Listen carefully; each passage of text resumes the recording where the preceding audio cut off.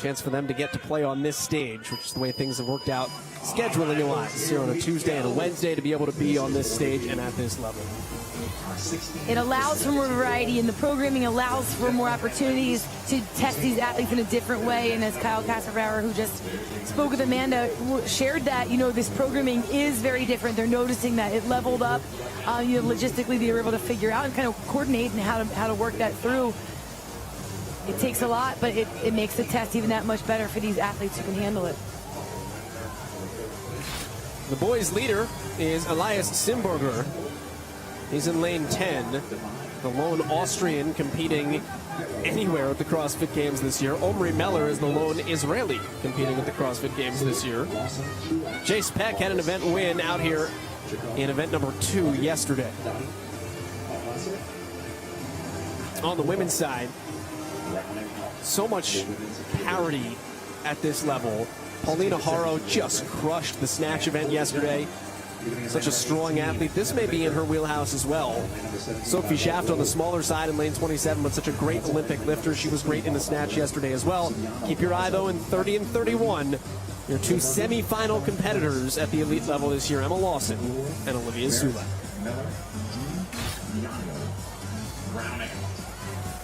Specifically in a year like this, where they're seeing the variance in the programming and in the level of what's expected of them, I really think for these young women and men, it will give them that boost of confidence of, like, you always wonder when you're going into the games, when you're going into competition, where am I? Am I ready for the next? Where am I? And I really think this is going to be a great test of confidence of, what's expected and where do they stand. And for a lot of these athletes, just kind of, it is the next level. It's one of those years, you have them every couple of years where we say, okay, this is where the playing field is, this is where the field is at, and this is where now what's expected of us, and it's time to level up. Simberger was 5th out of the age group online qualifier. We told you he's the overall leader. David Bradley is the real interesting name, and he's such an interesting case study here in terms of how the teenagers age, because David won the 14 and 15-year-old division 2 years ago. There were no age groups last year with the CrossFit Games, but David didn't qualify, aging up to the 16, 17-year-olds. Now here he is at 17, favored to be at the front of the pack. Yeah, you're playing with different field, different athletes. Last year was such a sketchy year, a lot going on. And you remember these guys, they're still kids. There's high school, there's other. Every step, I just watch the speed that her hand comes down. She's well in control. She's got to get back up on her feet, though, being pressured from behind. There is some massive speed being picked up by those chasing Emma Lawson.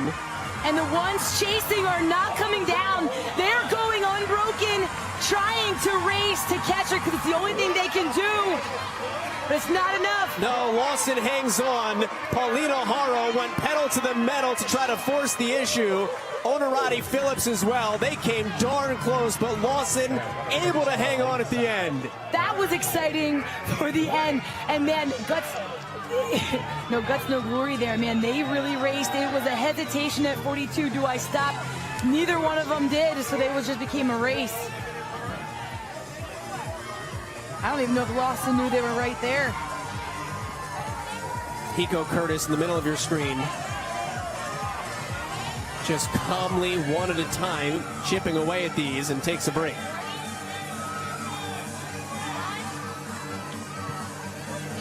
Plenty of time here.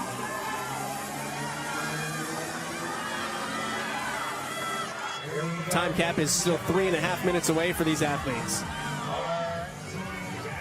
We do not have a finisher yet on the men's side. Form is just starting to break down. There's some squatting in toes, just trying to keep that bag balanced. How hard is it to keep yourself upright? I mean, that's the thing. That's the hard part about it. It's just holding on to this thing. It's not the weight, it's how uncomfortable it is and just keeping it balanced on you.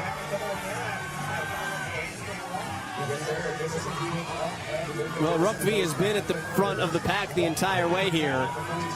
And Guðnason is still at the front of the pack. He won the first event, the distance run, but then suffered a 14th and a 10th place finish on the second 2 events yesterday.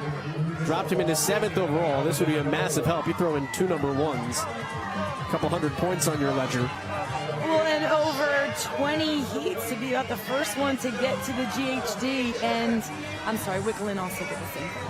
So second athlete in 20 heats to be the first one and keep that lead. Very impressive.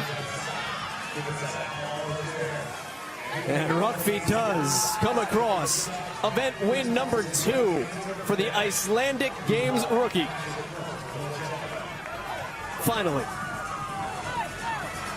And now it's when numbers can come between he and the others that are in the top positions to take some points.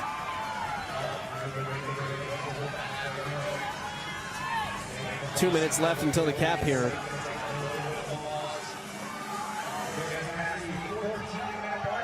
Number 1 overall was Elias Simberger. David Bradley was in second place. We've seen David Bradley. He has been in the mix here. But Nate Ackermann was in third. Jace Peck was in fourth. Alexander Blazo in fifth. We haven't seen much of those people here. So there's an opportunity, big time, to talk about points going between people and trying to gain ground on the leaderboard. Rökkvi Guðnason can make some moves here. And that's what I expect to see with this moving day on day 2 of competition. That's what you see.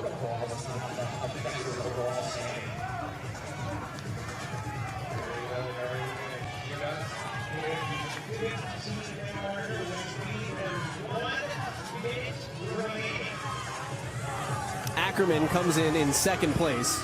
So we said we hadn't seen too much of Nate. He does come up to finish behind Guðnason.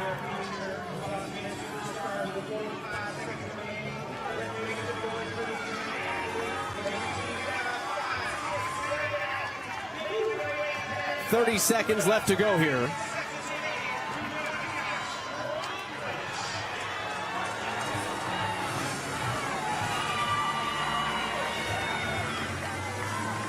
And lunging across the finish line, Hannah Vanacore is able to get through. This will be an interesting sprint here. Final 10 seconds, do not break. 1, 2, and 3. They all get across. Nascimento at the very end. Tremendous hold. Was just stuck there at the finish line. Emma Lawson, though, dominant. Emma Lawson coming in here first place and just dominating her field. She was got her lead early, held on to it all the way through, even with a little bit of pressure. She holds on tight to that first place position. We had a race to the finish. We had second place finishers right there. Had to go to the chip for that. Sulek was there racing. Lawson didn't even know they were there right behind her. They chose a race going that full 84 at the end. Here on the men's side of things, it was Guðnason who was to the GHDs first. He held that lead throughout. His pace was just unbeatable. Nobody could touch him. He was very strong here through the end. It's exactly what he needed to do to get a nice start to his second day of competition. He came in 7th place. This is a nice 100 points for him. Guðnason and Lawson are down with Amanda. So I want to know what the hardest part of this chipper was. There's so much work involved. Yeah. What was the hardest part for you? The hardest part was definitely the sandbag squat. That's a movement I've never practiced before.